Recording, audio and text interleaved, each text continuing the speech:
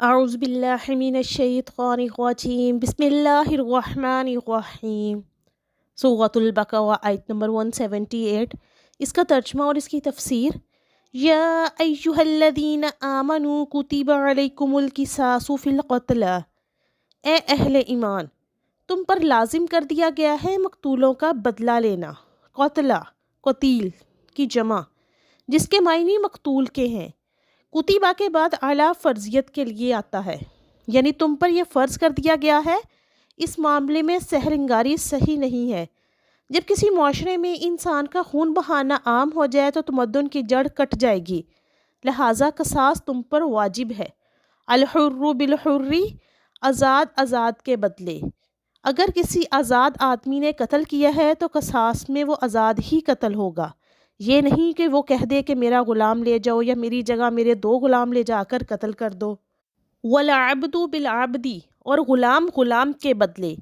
اگر غلام قاتل ہے تو وہ غلام ہی قتل کیا جائے گا۔ والانثى بالانثى، اور عورت کے بدلے۔ اگر قتل کرنے والی عورت ہے تو وہ عورت ہی قتل ہوگی۔ قصاص و دیت کے معاملے میں اسلام سے پہلے عرب میں مختلف معیارات قائم تھے، ان کے درمیان میں مختلف قسم کے قانون تھے۔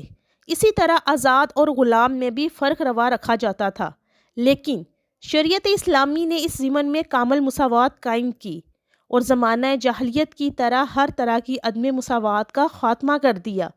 اس بارے میں امام ابو حنیفہ کا قول ہے کہ تمام مسلمان آپس میں کفو یعنی برابر ہیں، لہٰذا قتل کے مقدمات میں کوئی فرق نہیں کیا جائے گا۔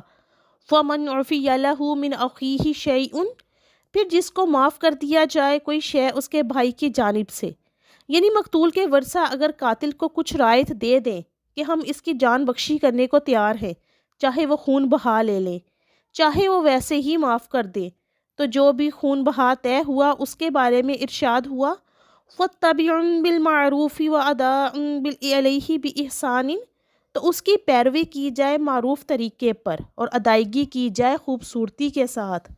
ذَلِكَ تَخْفِيفٌ مِّن رَبِّكُمْ وَرَحْمَةٌ، یہ تمہارے رب کی طرف سے ایک تخفیف اور رحمت ہے۔ اس کا رحمت ہونا بہت واضح ہے۔ اگر یہ شکل نہ ہو تو پھر قتل در قتل کا سلسلہ جاری رہتا ہے، لیکن اگر قاتل کو لا کر مقتول کے ورثہ کے سامنے کھڑا کر دیا جائے کہ اب تمہارے ہاتھ میں اس کی جان ہے، تم چاہو تو اس کو قتل کر دو، چاہے تو بخش دو، چاہو تو خون بہا لے لو۔ اس سے یہ ہوتا ہے کہ دشمنیوں کا دائرہ سمٹ جاتا ہے، بڑھتا نہیں ہے۔ اس میں اللہ کی طرف سے بڑی رحمت ہے۔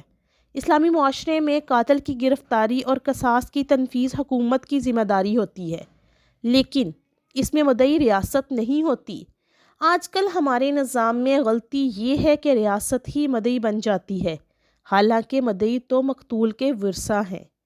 اسلامی نظر میں کسی صدر یا وزیر اعظم کو کوئی اختیار نہیں کہ کسی قاتل کو معاف کر دے۔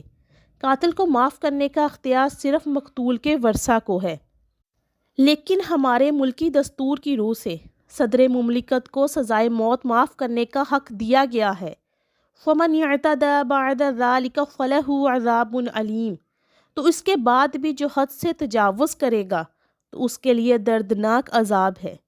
یعنی جو لوگ اس رعایت سے فائدہ اٹھانے کے بعد ظلم و زیادتی کا وتیرہ اپنائیں گے، ان کے لیے آخرت میں دردناک عذاب ہے۔